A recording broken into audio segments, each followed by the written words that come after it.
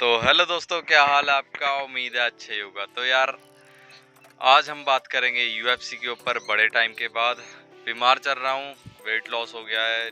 I think 4 kg, 70 पे था, 66 पे आ गया। तो सबसे पहले बात करते हैं भाई जॉन जोन्स की। तो भाई उनको अपनी बेल्ट ऑब्वियसली छोड़ देनी चाहिए, अपनी बेल्ट वैकेट कर देनी चाहिए। बिकॉज इससे दो लॉस हो रहे हैं। एक तो वो टॉम एस्पिनल का जो प्राइम है वो उनका जा रहा है। ऑब्वियसली टॉम एस्पिनल का प्राइम किसी काम का नहीं रहेगा अगर हमें हैवीवेट डिवीज़न में ही फाइट ना देखने को मिली। अगर फाइट कोई होगी भी तो वो किसके लिए होगी, क्योंकि जो आपके चैंपियन है वो तो आपने रेस्ट के लिए भाई भेज दिए हैं। वो तो लड़ना चाहते नहीं हैं, वो तो सुपर फाइट चाहते हैं। चैंपियन होने का यही मतलब होता है कि भाई आप वर्ल्ड के चैंपियन हैं। जो आपके सामने चैलेंज आएगा आपको वो लेना पड़ेगा। अगर नहीं ले सकते तो ऑब्वियसली वेकेट द टाइटल और आप अपनी जो मनी फाइट है वो कर सकते हैं। So it will be a good step for John Jones कि वो अपनी टाइटल को छोड़ के एक मनी फाइट की ओर चले जाएं। अगर वो एस्पिनल से फाइट नहीं करना चाहते, अगर फाइट होगी तो ज़्यादा टाइम जो है वो चला जा रहा है, एस्पिनल का प्राइम वो चलते जा रहा है। बिकॉज वो इंटरम चैंपियन है और उसका कोई मतलब बनता भी नहीं है। ठीक है, बहुत ही अच्छी तरीके से उन्होंने प्रमोशन की है अपनी मर्चेंडाइज की। लेकिन आई डू बिलीव कि यूएफसी फाइट्स और यूएफसी का जो मज़ा है वो फाइट्स देखने में होता है, ना कि उनकी जो राइवलरी है वो देखने में होता है। फाइट्स जो है वो बताती हैं फाइटर्स का लेवल क्या है, स्किल सेट क्या है, और मोटिवेट करती हैं ऑब्वियसली लोगों को। So the second thing is अब मिराब और सीन की जो है वो दोबारा से फाइट होने वाली है। और मेरी प्रेडिक्शन क्या रहेगी भाई, अगर तो पहला राउंड होगा तो ऑब्वियसली सीन के चांसेस बहुत ज़्यादा हाई हैं।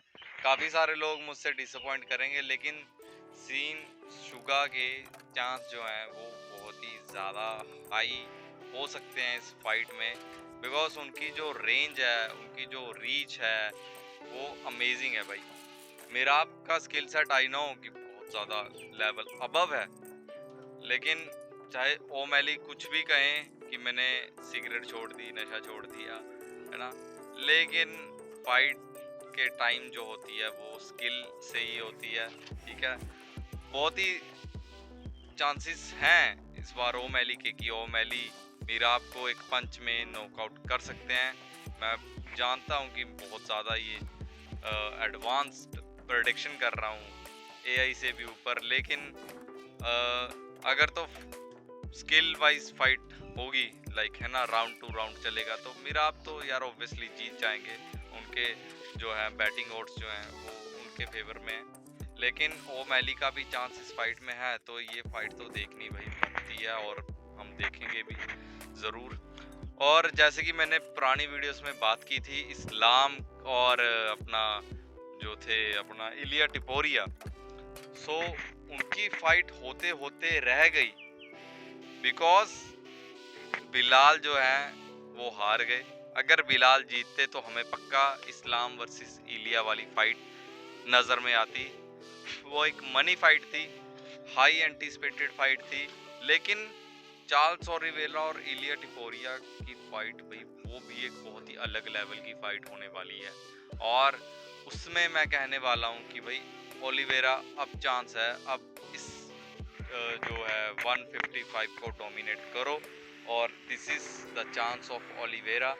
ठीक है, अगर इलिया टिपोरिया ने चार्ल्स ओलिवेरा को नॉकआउट कर दिया तो भाई मैं मतलब हैट्स ऑफ होगा उनका कि ऐसा फाइटर मैग्रेगर के बाद शायद इलिया टिपोरिया ही आएंगे जो इतनी प्रेडिक्शन करके भाई जीत पाए, जीत साबित कर जाते हैं।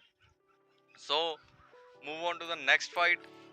जब इस्लाम की होगी फाइट अब 170 में, ठीक है, जैक्स के साथ, और ऑब्वियसली उसमें यार इस्लाम जीतेंगे चाहे लोग कुछ भी प्रेडिक्शन करें। लेकिन आई नो कि इस्लाम जो है 170 में और ज़्यादा कंफर्टेबल होंगे, उनकी नेचुरल वेट क्लास है वो। सो नेचुरल वेट क्लास में जो एथलीट होता है वो और भी अच्छा परफॉर्म करता है, बिकॉज कटिंग में ऑब्वियसली डिहाइड्रेशन होती है। आई नो दैट एक माइंड के अंदर प्रेशर होता है, लेकिन इस्लाम जो है वो इतनी ज़्यादा फाइट्स लड़ चुके हैं कि उनको पता है भाई फाइट किस तरह लेके जानी है। मैं अगेन मेरे ख्याल से मैं काफ़ी बार अपनी पुरानी वीडियोस में बोल चुका हूँ, उनकी फाइट जो डस्टिन पोरी के साथ थी भाई, वो मेरी एवरग्रीन नेवर फॉरगेटिंग फाइट होगी भाई अनटिल डेथ। इतनी बढ़िया फाइट वो थी, और एंड में जो सबमिशन दिया था उनको, ठीक है, 5th राउंड के अंदर कुछ भी हो सकता था, जो सबमिशन दिया इस्लाम ने वो आउट ऑफ द वर्ल्ड था भाई। वो मूव ग्रैपलिंग में लगता है, लेकिन बहुत ज़्यादा रेयर है कि आप एक टाइटल फाइट के अंदर वो मूव लगा दें और इतने बड़े एथलीट के ऊपर लगा दें। और हमारी जो लास्ट टॉक होगी वो होगी भाई ऑब्वियसली द BMF बेल्ट, ठीक है, मैक्स हॉलोवे और डस्टिन पोरियर के ऊपर। और वो फाइट भी भाई बहुत ही ज़्यादा कमाल की होने वाली है। आई बिलीव कि BMF बेल्ट जो थी वो इलिया टिपोरिया को दे देनी चाहिए थी, because he deserve that belt.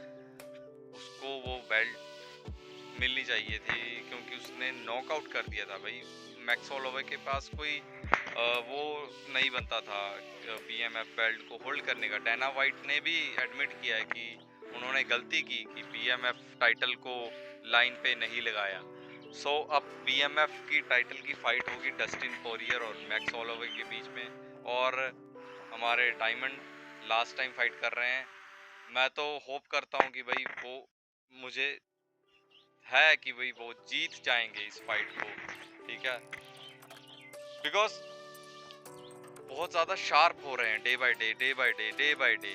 वो शार्प हो रहे हैं, और उनकी जो लेवल है मुझे पता है वो one of the top level athlete हैं 155 170 में। और इतनी ज़्यादा बढ़िया फाइट्स दी हैं उन्होंने अपने कैरियर में, और अभी मुझे लगता है उनके अंदर 3-4 फाइट का पोटेंशियल है। और पोटेंशियल की बात करें तो जॉन जोन्स में सिर्फ एक फाइट का potential.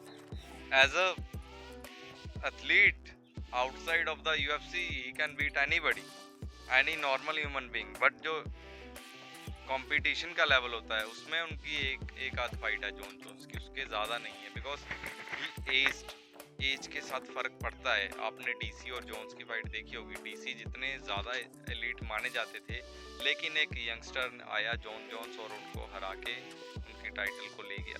So same as it is यहाँ पे अप्लाई होता है कि जो डस्टिन पोरियर है, ठीक है ना, उनके अंदर 3-4 फाइट्स बची हुई हैं, और वो 3-4 फाइट्स अभी कर सकते हैं। लेकिन I know that everything has to sum up one day. So Dustin Poirier, मैं चाहता हूँ कि वो लास्ट फाइट जीतें। So that's all for today. उम्मीद करता हूँ कि आपको ये वीडियो पसंद आएगी।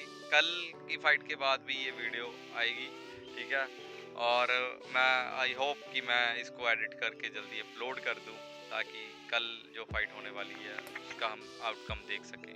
Thank you.